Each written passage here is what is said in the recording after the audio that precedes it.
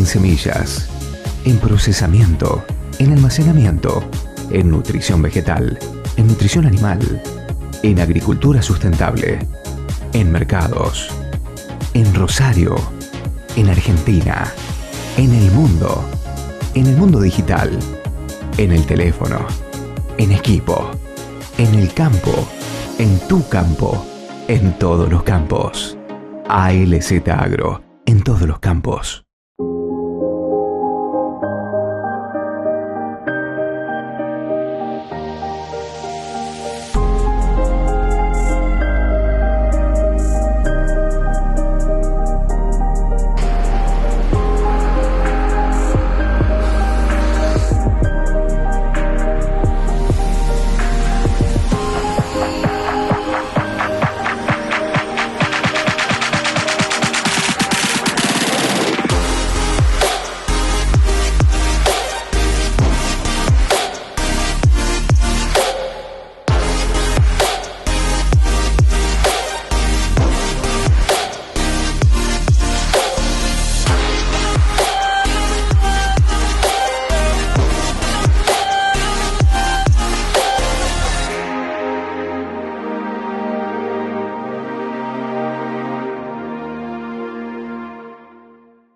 Somos una única Bunge, una empresa de agronegocios presente en más de 40 países. Más de 200 años de historia. Conectamos a los productores agropecuarios con los consumidores de todo el mundo. Desde 1884, produciendo en la Argentina.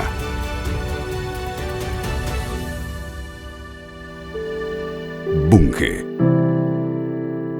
Tan esencial como el agua. Nuevas soluciones para una agricultura sustentable. Solmix Zinc permite aplicar en forma rápida y precisa 3 nutrientes esenciales. El azufre, que disminuye la volatilización del nitrógeno y se potencia con el zinc para llevar al maíz a su máxima producción. Nutrientes esenciales en soluciones inteligentes. Esta es la esencia de Solmix, la solución fértil de Bunge. Nutrimax es la innovación en nutrición.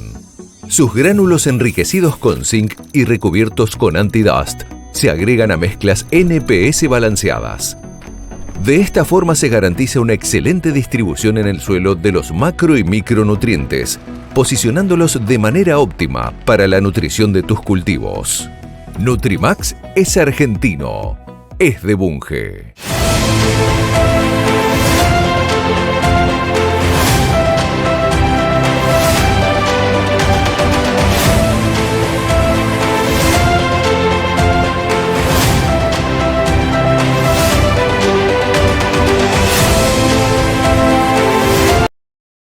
Bueno, por economía de tiempo, porque los que vienen a escuchar es realmente a ellos, voy a tratar de hacer la mínima introducción a esto. Lo que vamos a ver hoy es cómo prepararnos de cara a una nueva campaña que se le agrega el desafío que tuvimos a partir de la campaña pasada para gran parte de la región maicera, que desconocíamos por lo menos los impactos de esta nueva plaga, ¿no? Entonces este año tenemos un año que aparenta niña, más la complicación esta de la chicharrita, ¿no? Y después vamos a repasar todas las prácticas de manejo que van a hacer que apuntemos a la mayor captura y eficiencia de los recursos que tenemos del ambiente, ¿no? Los dejo con María.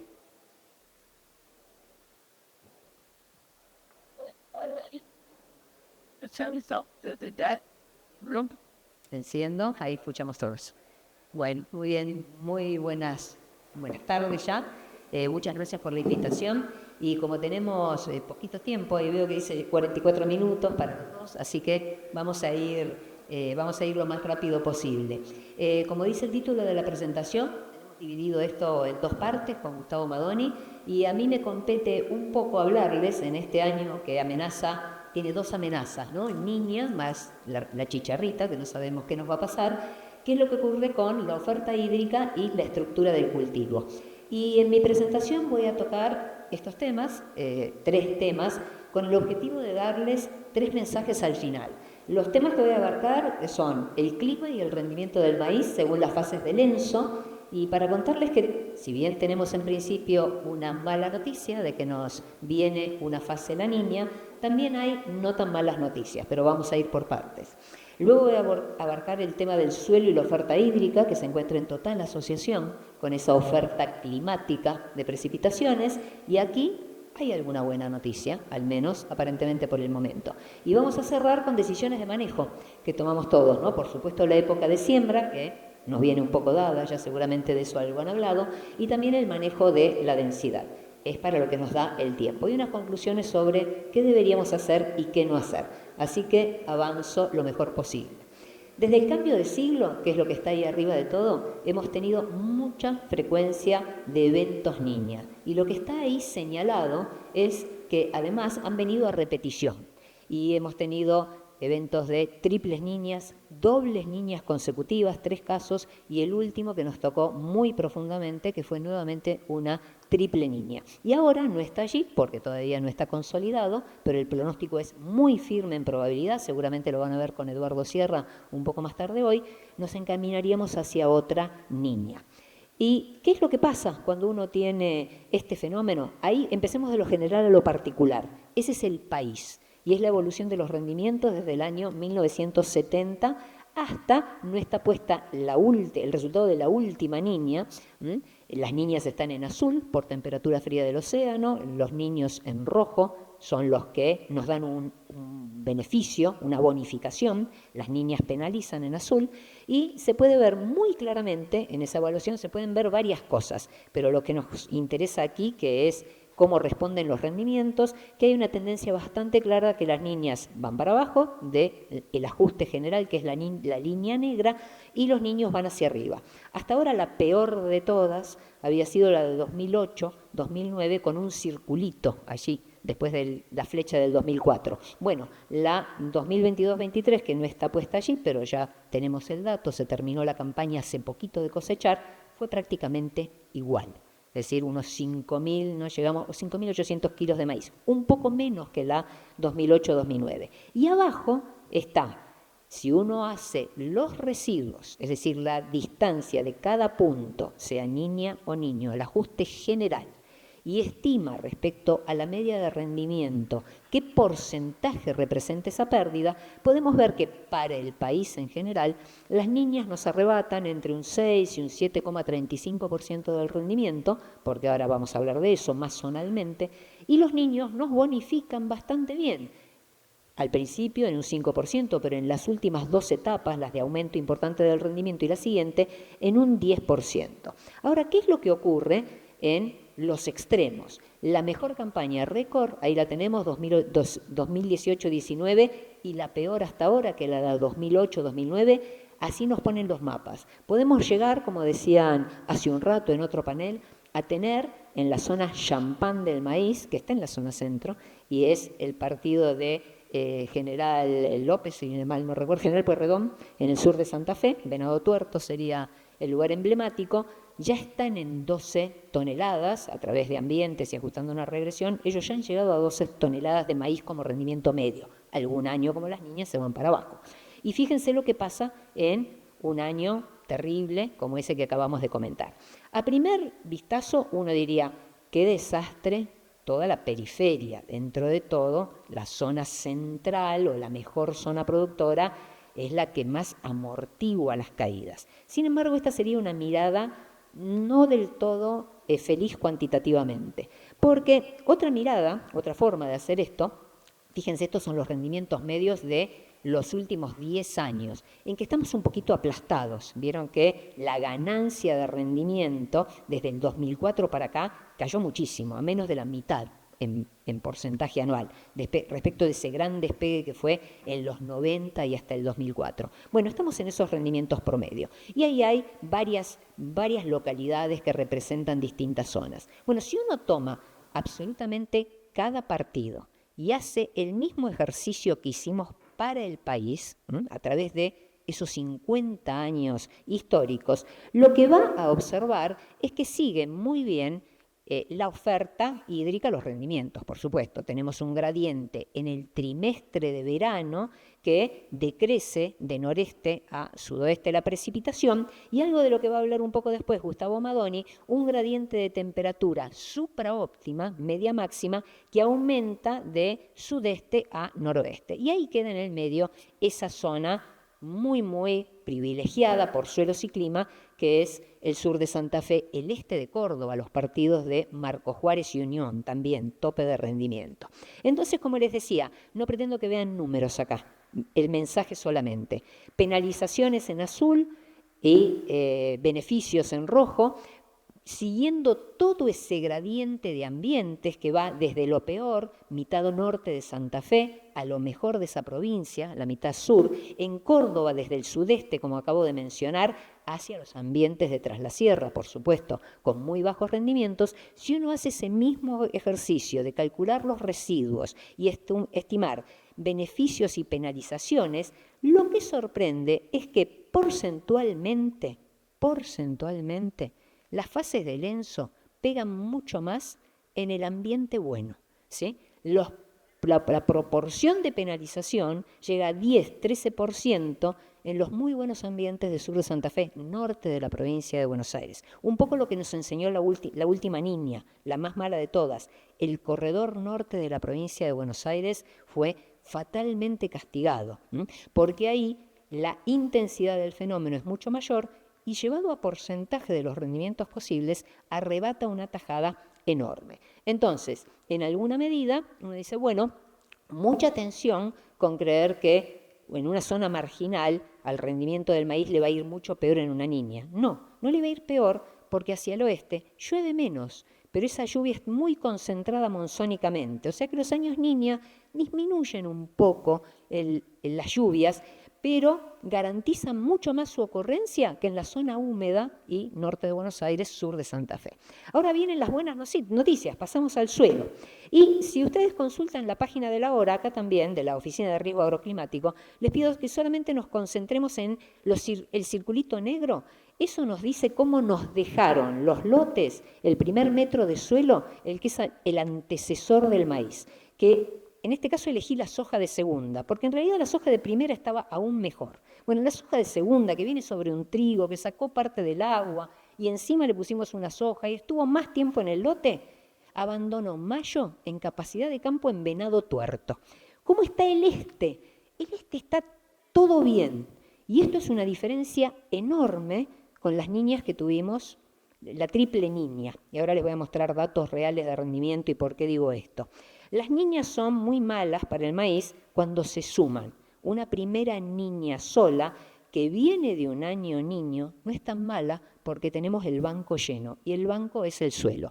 Por supuesto, si uno va hacia el oeste, la situación es peor porque el monzón es más concentrado, deja antes de llover, los perfiles tienen menos capacidad de almacenar agua, pero tampoco están tan mal.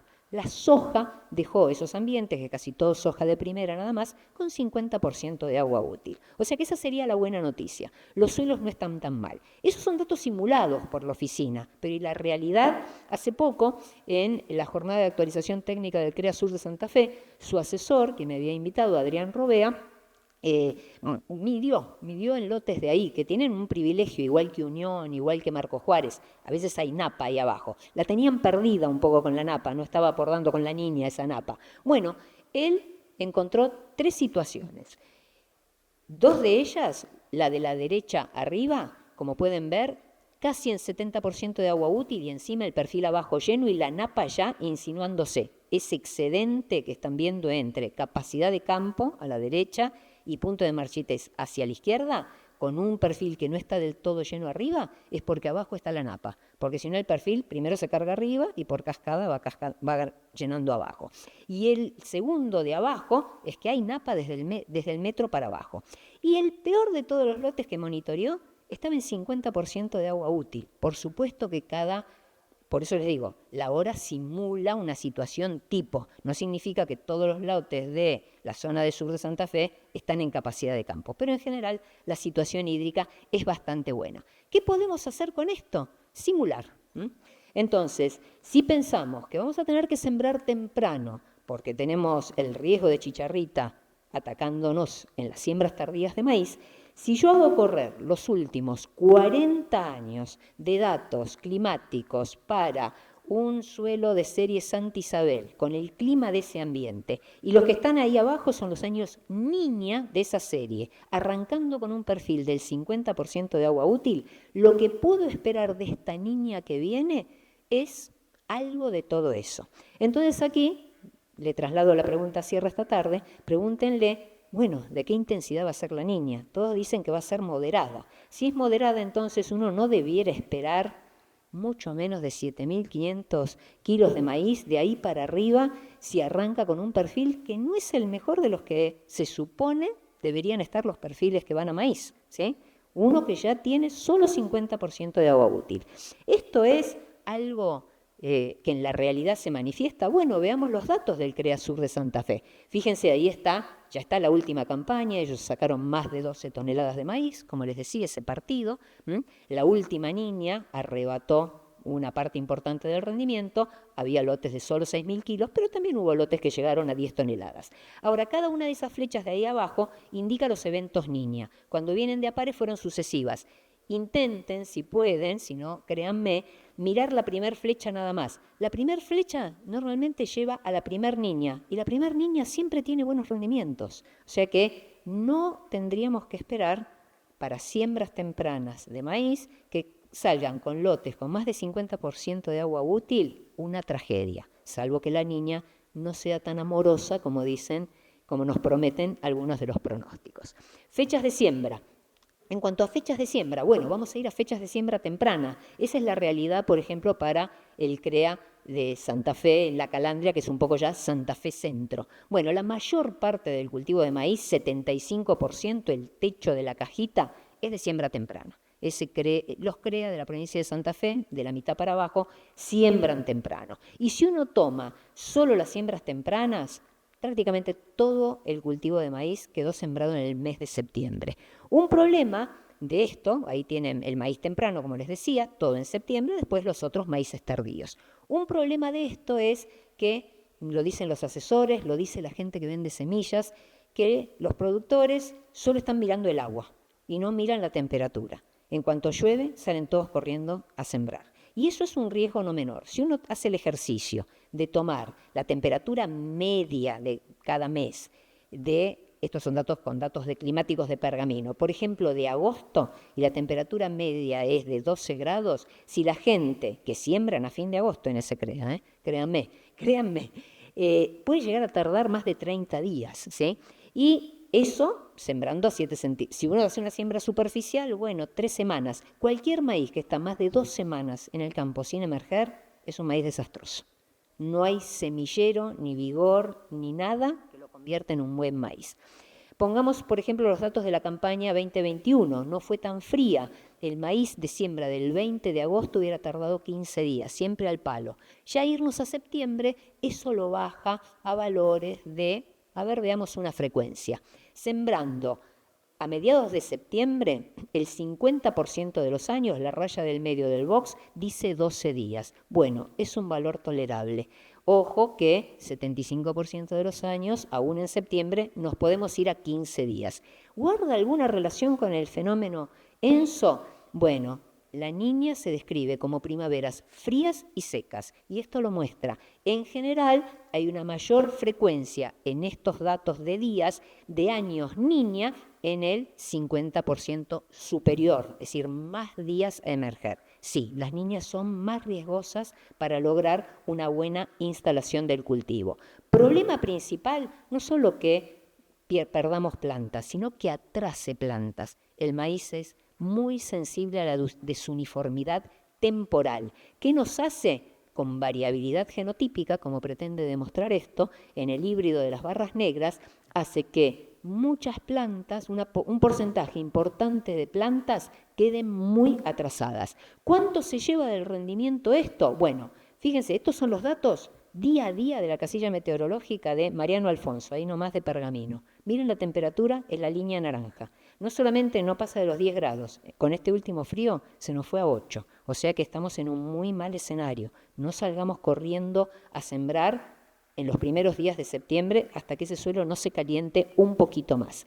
¿Cuánto se puede llevar de rendimiento? Un ensayo de una tesis que dirigió Alfredo Cirido en Pergamino. Fíjense, respecto al lote uniforme temporalmente, la desuniformidad solo temporal se puede llevar un 28,6% del rendimiento. Esto es muy fácil de hacer experimentalmente. Uno siembra, saca plantas, el porcentaje que dice ahí, 1/3 de las plantas, y las vuelve a sembrar una semana más tarde, 2 semanas más tarde. Después mira el rendimiento. Bueno, hacer eso nos llevó casi un 30% del rendimiento. Si se le suma la desuniformidad espacial, esa que miramos por distribución, se lleva una parte, pero no tan fuerte como la desuniformidad temporal. Y si ambas se combinan, es aún superior al 30% la pérdida que podemos tener en maíces que se sembraron a 65.000 plantas y una distancia entre surcos de 52. No es muy diferente si sembramos a unas 87.000, 90.000 plantas.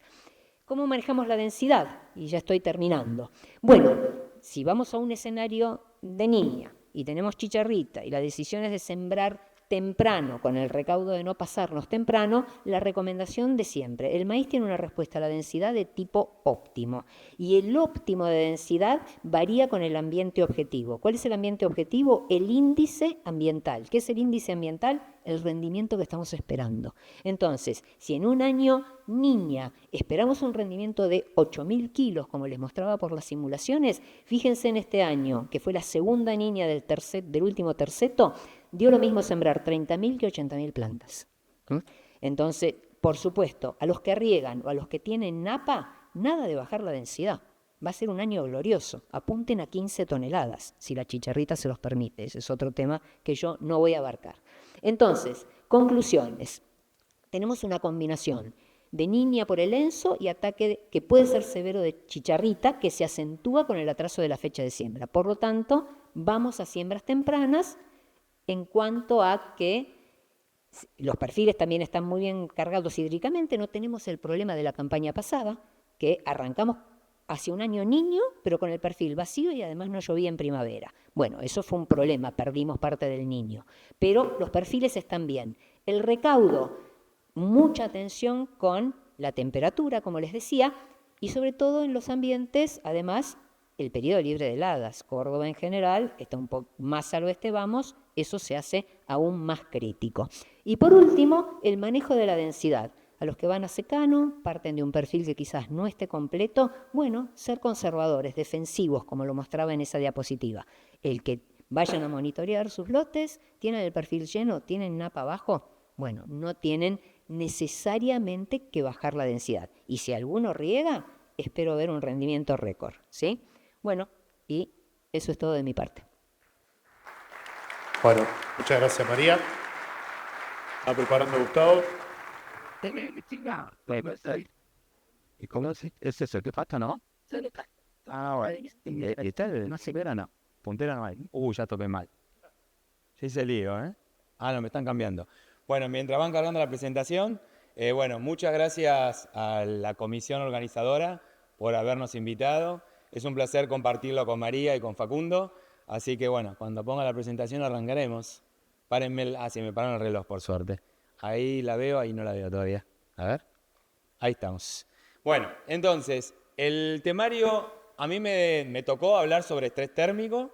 El temario tiene esos puntos que están ahí. Vamos primero a entender qué es el estrés térmico, cuál sería el efecto del estrés térmico sobre la disponibilidad de asimilados, producción de polen, número y peso de los granos, cómo cuantificar el estrés térmico y qué ocurre con la fecha de siembra, con el estrés térmico en particular, y qué pasaría con la condición de año que tenemos y el estrés térmico.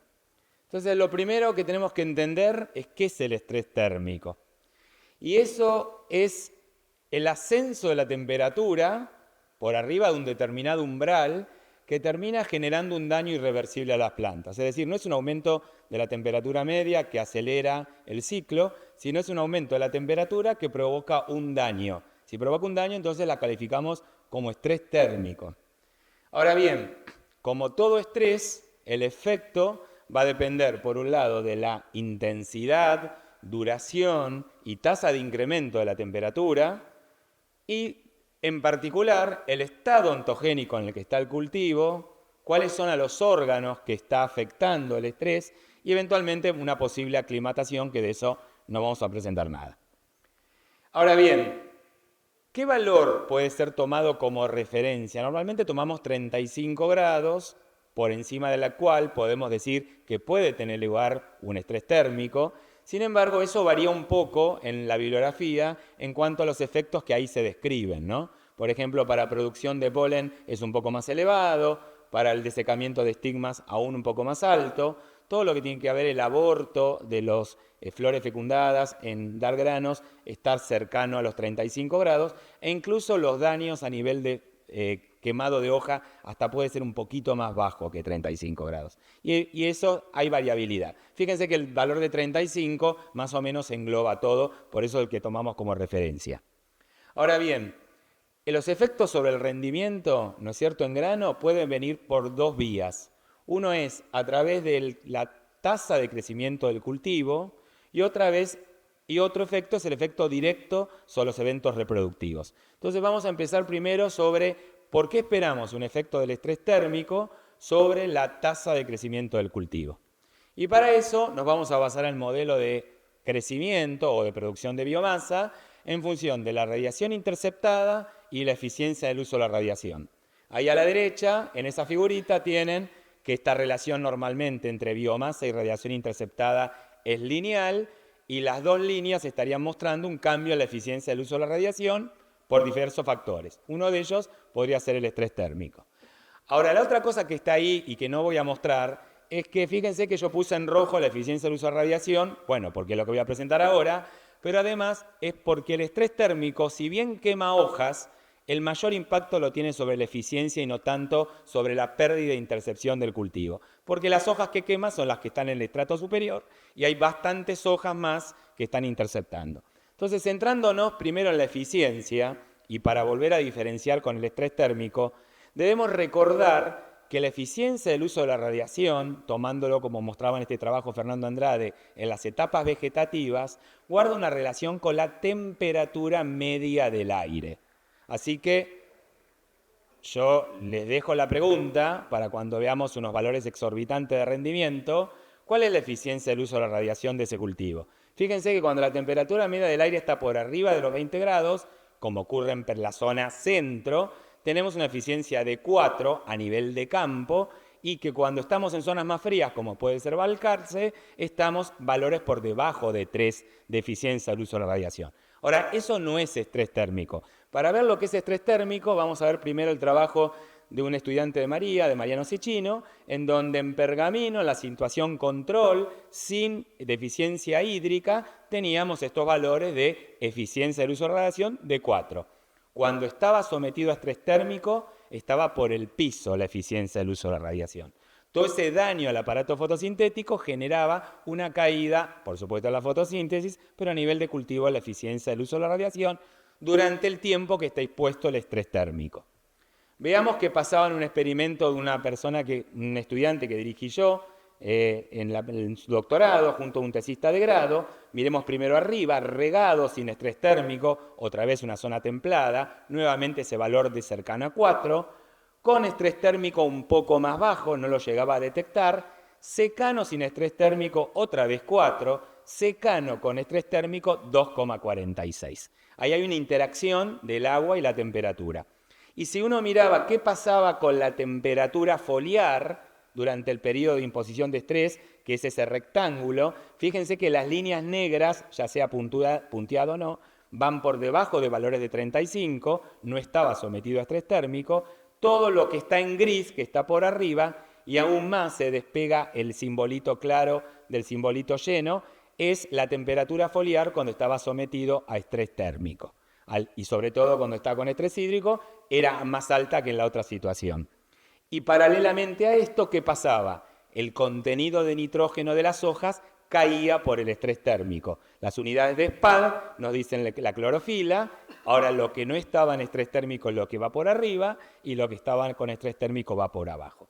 En conclusión, entonces, la eficiencia del uso de radiación se puede mover por la temperatura media del aire, pero un estrés, en este caso térmico, lo que hace caer es la eficiencia del uso de la radiación y por eso cae la producción de asimilados, que era la primera variable. Ahora veamos qué pasa sobre los eventos reproductivos. Ahí cuando tenemos esa foto, miremos primero la espiga de la izquierda, es una situación de un cruzamiento donde la madre vendría a ser y el padre no estuvieron sufriendo estrés térmico.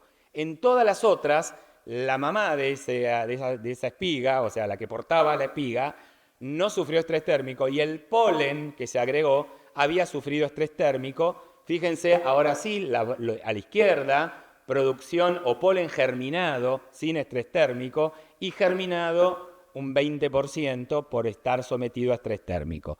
La pregunta es, ¿cuándo ocurre esto? Y esto ocurre bastante temprano. Esto ocurre cuando se está formando la meiosis de los granos de polen, es decir, la fertilidad de esos granos de polen. Y esto ocurre, en ese trabajo en particular, ocurre bastante antes de lo que uno piensa, cercano a B13, B14, cuando ese híbrido tenía casi 20 hojas. Porque primero ocurre la meiosis y después ocurre la mitosis. Y entonces mostraba que en ese momento, bastante previo a panojamiento, una elevación de temperatura generaba una proporción de polen que luego no iba a germinar y esas espigas mal granadas, típica con estrés térmico en el norte del país, es problema de polen estéril en toda la población de polen que está polinizando el cultivo de maíz. Ese es un primer síntoma y un primer efecto de fallas. Lo interesante es, por ejemplo, lo que viene ahora. Esto que tenemos acá es una figura que con varios estudiantes de doctorado, María y mío, generamos sobre el periodo crítico para el estrés térmico en cuanto a afectar al número de granos, que son las dos primeras caídas, con dos fenotipos distintos, y para el peso de grano, que serían las últimas dos caídas. Fíjense, sigamos un mismo color, por ejemplo el marrón. El marrón muestra, si miran para abajo, que la mayor caída, lo que estamos viendo es la reducción en el número de granos, se da inmediatamente después de floración. Es esa mayor caída cercana al 80%, el otro material cayó un poco menos. Si siguen, ahora van subiendo por la montañita, ven que si hay un estrés térmico en etapas R3, R4 del llenado, al número de granos no lo afecta y sí afecta al peso de grano, con una diferencia entre genotipos y cuantitativamente, al igual que el estrés hídrico, con menor magnitud. La otra cosa importante a aclarar acá, que no hay problema de polen. Todo se hacía con polen fresco que no había estado sometido a estrés térmico. ¿Y por qué pasaba esto en el número de granos? Ahora vamos a ver. Miremos a la derecha. Todo lo que está en blanco es la tasa de crecimiento de las plantas que están sometidas a estrés térmico. Toda la nube va hacia la izquierda, menores tasas. ¿Cuál es la razón? Lo que vimos antes, la caída en la eficiencia del uso de la radiación. Todo lo negro no tenía estrés térmico.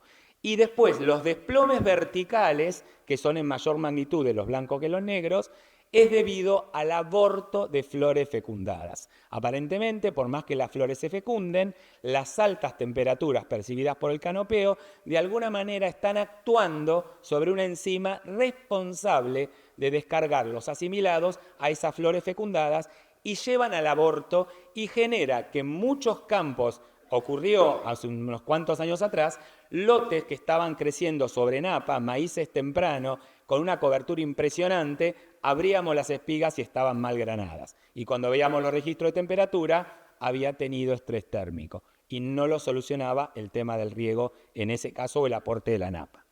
Muy bien, miren la otra curiosidad. Ese tipo de falla no se ve nunca ni con estrés hídrico, ni con densidad, ni con nitrógeno. Y me estoy refiriendo a la base de la espiga. ¿Qué ocurre cuando acuérdense que la emergencia de estigmas comienza con la porción central, le sigue con la porción basal y finaliza con la porción apical? Y normalmente un estrés hídrico o nutricional o por densidad genera una sincronía y terminan perdiendo los últimos que aparecen, que son los de la punta, por eso se corre la espiga para abajo. En este caso, lo que ocurrió es que la segunda corte de espigas, que es la de la parte basal, aconteció con altas temperaturas. De hecho tiene pegados los estigmas, probablemente desecó los estigmas o abortaron esas flores, no lo sé, pero esto es muy típico de un síntoma bastante distinto a los otros estreses. La contraposición en lo de abajo, esto es de un experimento, no un experimento, un lote en las Lajitas, Salta, fue mi primer contacto con el estrés térmico, en donde vemos un montón de estigmas pegados directamente, que puede estar asociado o a falla de polen o muy probablemente a desecación de estigmas. También tenemos malas granazones, era un lote que había tenido varios golpes de calor desde antes de la floración, todos ellos derrumbando al número de granos. Muy bien. Ahora bien, entonces el estrés térmico redujo el crecimiento de las plantas y puede secar estigmas e incrementar el aborto de flores fecundadas. Veamos qué pasa con el otro componente, el número de granos, perdón, el peso de granos, que vemos que en menor magnitud cae cuando hay estrés térmico. Esto es también de un tesista de María Otegui, ¿cómo se llama?, de Ratalino, que mostraba, de Ratalino, digo bien, mostraba la evolución del peso de grano desde la floración en adelante, en línea blanca sin estrés térmico, en línea roja con una imposición de estrés térmico en la primera parte del llenado de granos efectivo. Se ve en los dos casos que el llenado de grano se corta.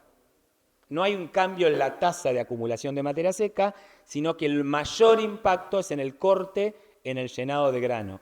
Y obviamente que va a haber diferencias entre genotipos, pero hay diferencias también en función de los carbohidratos con lo que parte el llenado de grano almacenados en la caña.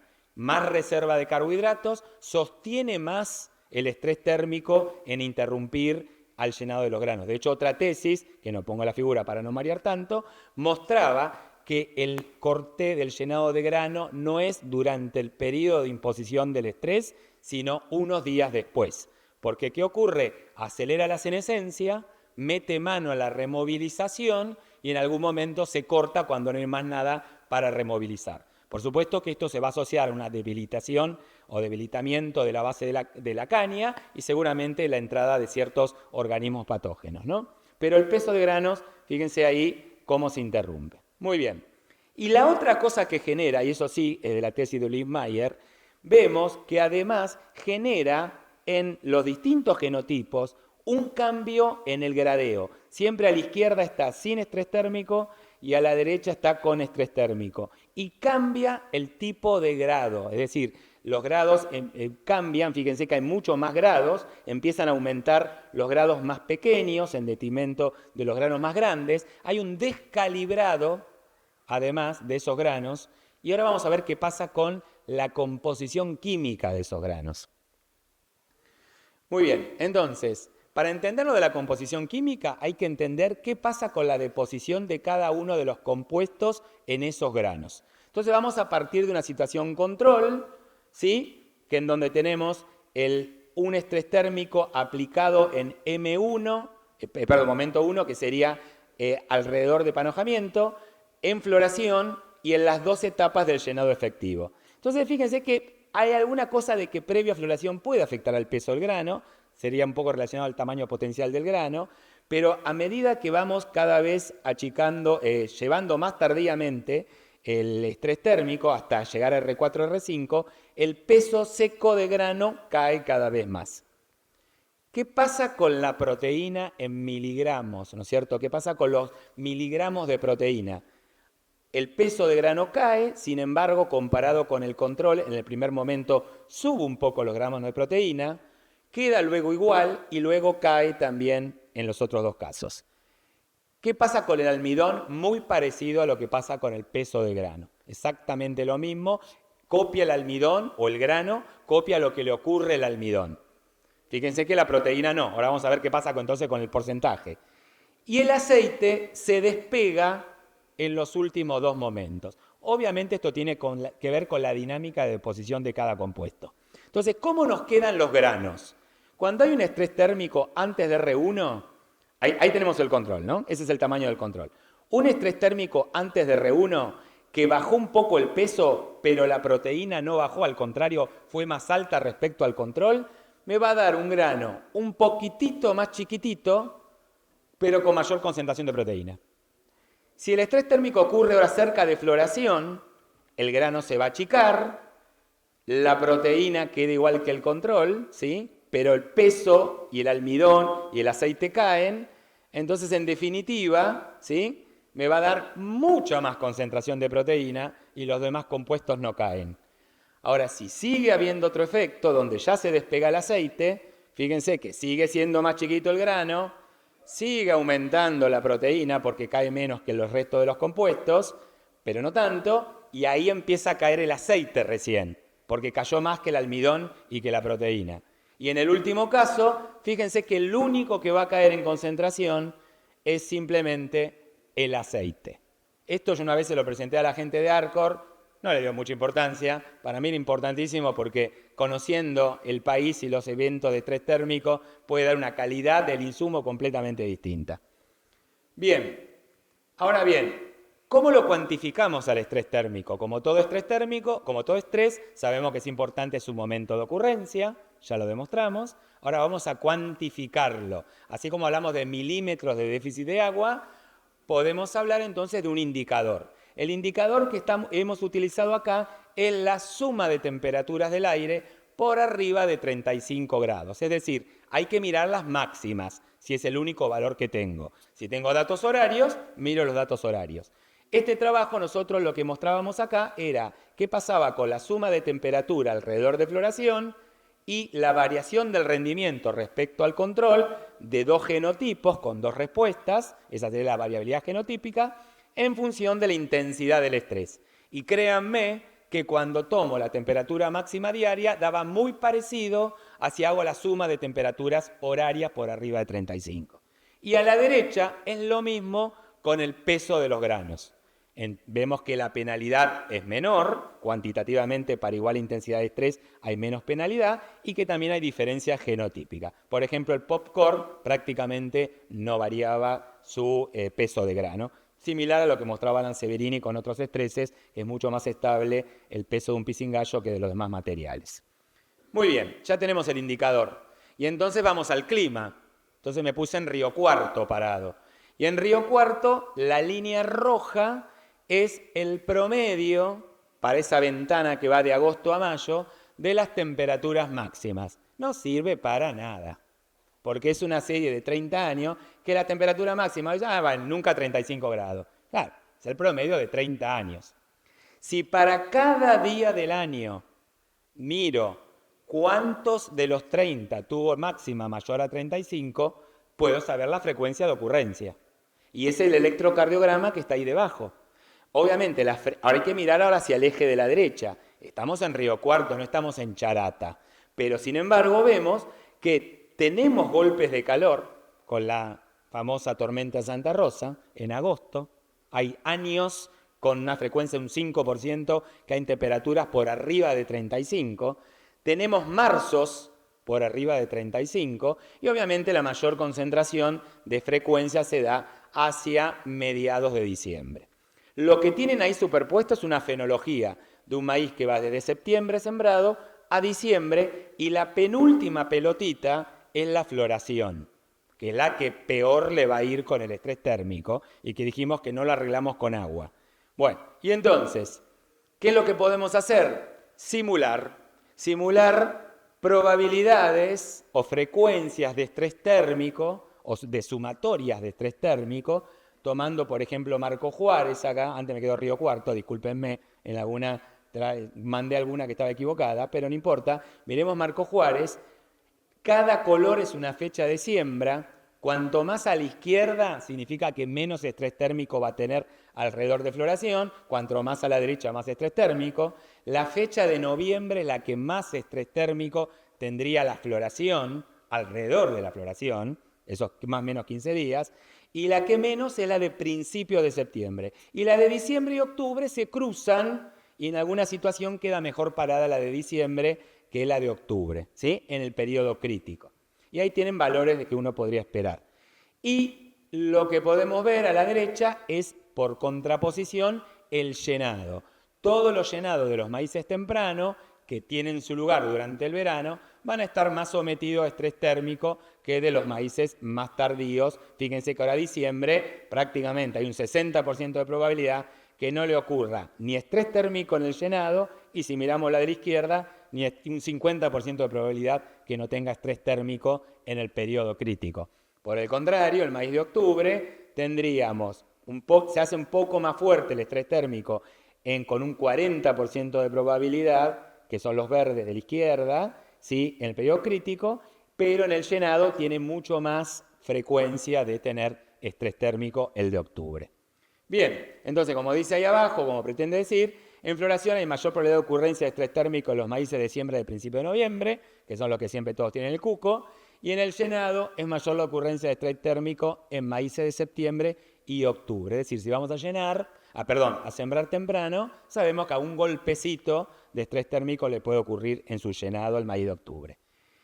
Y bueno, último punto, la condición de año y estrés térmico. Entonces lo que yo hice fue tomar la misma información que tomó María para caracterizar los tipos de año según los colores azules o rojos de las series históricas de ocurrencia de las fases del ENSO, que hay una página que lo permite ocurrir, tomar de mis datos de Marco Juárez, creo que de Marco Juárez fue, sí, ahora seguro que Marco Juárez, de Marco Juárez, tomar los datos de los golpes de calor que habría en la fecha de siembra en un año neutro, en un año niña y en un año niño, creo, para floración y para el llenado.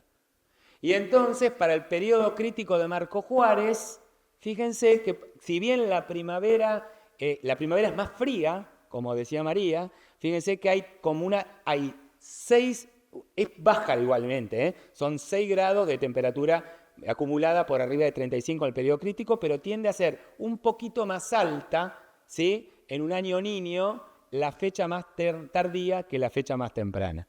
Cuando vamos al año niña, ocurre algo bastante distinto, ¿sí? La floración del maíz de octubre, que lo está poniendo en mediados de diciembre, evidentemente esa condición de año niña, de cielos más despejados, se asocian evidentemente a mayor probabilidad de tener en el periodo crítico golpes de calor. Mientras que los maíces tardíos, fíjense, comparativamente bajan y los maíces de septiembre suben la frecuencia en un año niña, los golpes de calor en el periodo crítico. Es decir, en un año niña las fechas más tempranas estarían más sometidas a estrés térmico en el periodo crítico que en un año niño, por ejemplo. ¿Sí? Y en el llenado, ¿sí?, en un año niño, obviamente lo que dijimos antes, los maíces más tempranos ponen su llenado durante el verano, más ocurrencia de estrés térmico, y en un año niña subiría, sobre todo para los más tempranos, la probabilidad de estrés térmico en el llenado. Es decir, los maíces tempranos, en un año niña, sembrados temprano, estarían un poquitito más condicionados por el estrés térmico en ambos periodos. Al menos eso es lo que uno puede recabar con la estadística histórica climatológica. Conclusiones. Fenómeno, me queda un minuto, esto es regio. El estrés térmico, entonces, tenemos que entender que es un factor abiótico que penaliza rendimiento, ¿sí?, tanto en secano como bajo riego. Lo que yo puse ahí entre paréntesis que el riego puede mitigar, intelectualmente yo interpreto que obviamente, si pensamos en crecimiento, un cultivo, como vieron ahí, con estrés hídrico, va a sufrir más el crecimiento que el que está transpirando. Probablemente, no lo puedo probar porque no lo puse a prueba, esa panoja que en B3 está dentro de las hojas y que puede afectarse por la alta temperatura, si las hojas están transpirando, están disipando y ante estrés térmico seguramente le van a transmitir menos calor al polen que se está ahí formando. Hipotetizo. Bien, ahora, la otra cosa importante, o la buena noticia o mala noticia, es que el estrés térmico y el estrés hídrico, los periodos críticos, son muy similares en momento de ocurrencia para los dos componentes y que lo peor siempre es alrededor de floración, afectando la fijación de grano. Y la otra cosa que me parece importante que tomen como que me llevó para el hogar, es que es muy importante manejar series climatológicas, más allá del cambio climático. Como yo siempre digo, el cambio climático, por más que pensamos que lo estamos percibiendo, son cambios a mucho más largo plazo. Estamos más sometidos a las oscilaciones decádicas que al largo plazo del cambio climático. Me parece que uno puede entonces tomar las series históricas para poder describir en su zona cuáles son los momentos y cuantificar a ese estrés térmico con sumatoria de temperatura máxima y darle una frecuencia y con eso de alguna manera ajustar la fenología. Y al menos con los años descriptos como niñas o niño, ver qué cambiaría o qué perspectiva de cambio tendríamos si es un año niña o niño en estos episodios. Bueno, nada más y muchísimas gracias. Bueno, buenísimo.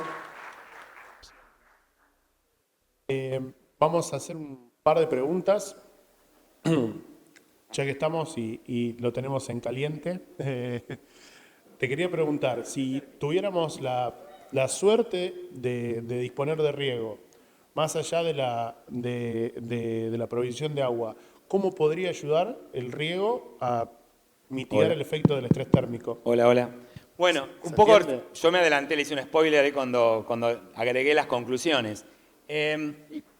Todo lo que baje la demanda atmosférica le beneficia al cultivo, obviamente, porque cuanto más demanda hay, llega un momento que el cultivo es como que interrumpe esa transmisión de agua y comienza a estresarse, ¿no? Cae la tasa transpiratoria, que puede ser en términos de eficiencia del uso del agua, pero el cultivo va a empezar, al no transpirar tanto, va a empezar a elevar la temperatura del follaje. Entonces piense que cuando la planta transpira, está siempre más fresca que el aire.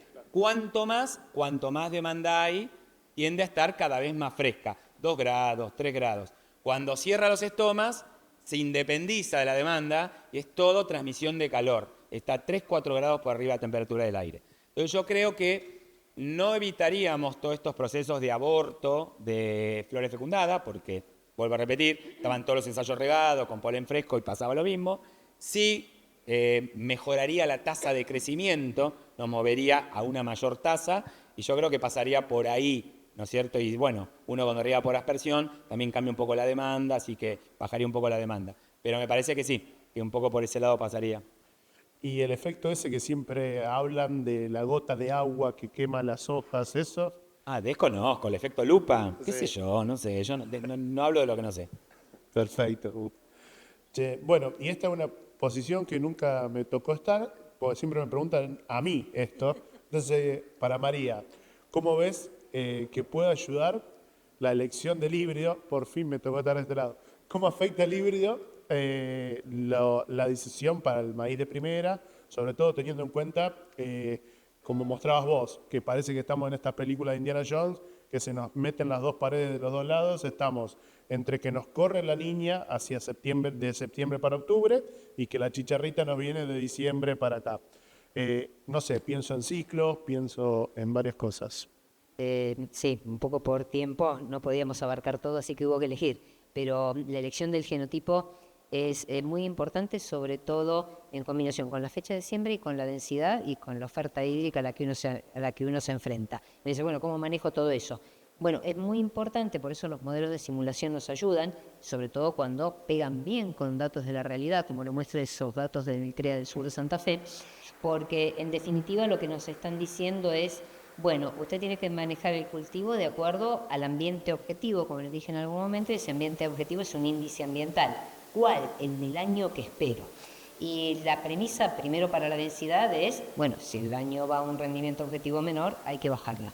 Pero la pregunta después es, ¿cómo lo bajo con cada híbrido? Porque en realidad distintos híbridos pueden alcanzar el mismo rendimiento con distinta densidad.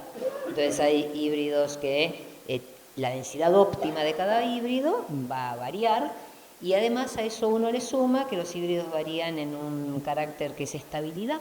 Hay híbridos que son muy buenos para capturar buenos ambientes, pero se pinchan demasiado, son híbridos menos estables, en un año peligroso, si uno conoce eso, debiera evitarlos, si es que no va a tener napa o no va a regar. Y después otro aspecto que ahora hay un poquito, yo no tengo suficientes datos como para decir taxativamente que van a andar mejor, pero hasta hace pocos años atrás uno estaba un poco preso al portfolio de las empresas locales que tenía totalmente acotado el número de genotipos a un rango de madurezas relativas muy estrecho, 119 a 122 para la zona templada, y ahora hay un portfolio un poquito más grande. Y en principio, acá no es por recomendación, es por conceptual, hay que hacer unos cuantos ensayos, probarlos con modelos. En principio, si el agua escasea, uno lo que tiende es a ahorrarla. Y en términos generales, bueno, ahorra un acortamiento de ciclo.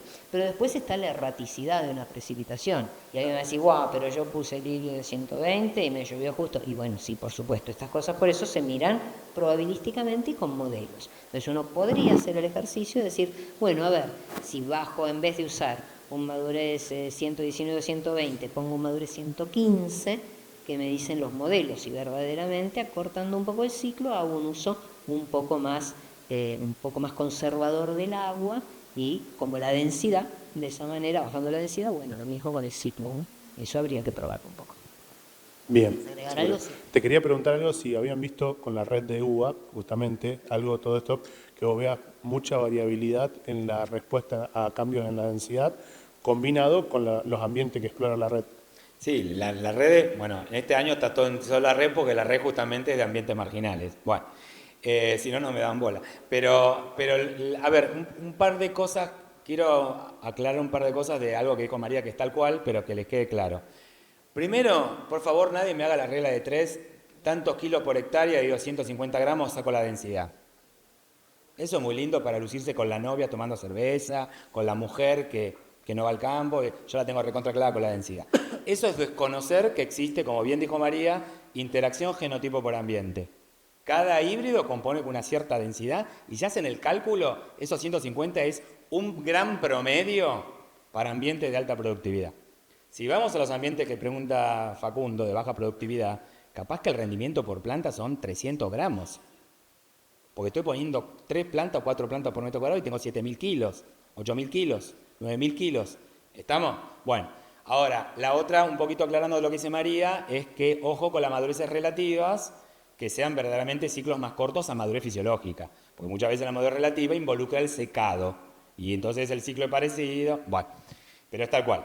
No, la otra cosa que respecto a lo que vos preguntás, coincido con lo que dijo María, los semilleros tienen muy bien posicionados los materiales y también la respuesta a la densidad. Así como una vez, yo no tengo ni compromiso con ninguno, desconfía lo que me está vendiendo una empresa, hay que reconocer que la capacidad de datos que puede juntar una empresa no la juntan ni yo con la red, ni María, ni el CREA, nadie.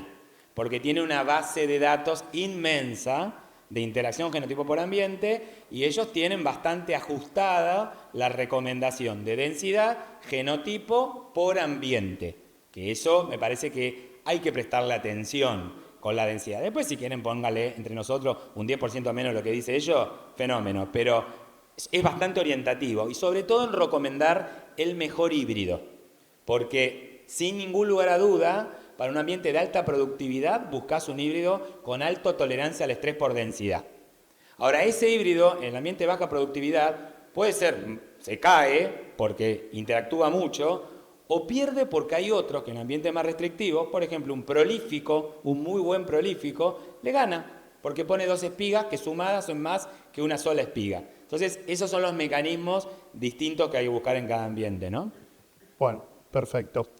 Lamentablemente estamos cortos de tiempo. El capítulo 9, lean el capítulo 9 del libro de Ecofisiología Vegetal de Andrade y compañía. Yo soy totalmente. Bueno, la relevancia de redes de ensayos, de evaluación de cultivos, justamente para analizar la interacción genotipo-ambiente, caracterizar qué híbridos son estables e inestables. Muchas veces la inestabilidad se asocia a algo negativo y no necesariamente. Híbridos que son inestables pueden ser híbridos con muy alta, una respuesta por encima de la media, pero que están, como hablando en criollo, hay que buscarle el novio. Ambientes, por ejemplo, si hablamos del sur de Santa Fe, con Napa, como mostraba a los que hay que apuntar 150 quintales, hay que buscar híbridos de alto potencial y ver en las redes, en los análisis de estabilidad que quieran, un Yucla, un AMI, lo que sea, cuáles se ubican con buen potencial, aun cuando sean inestables. Bueno, muchísimas gracias por compartir este panel. Fue un honor.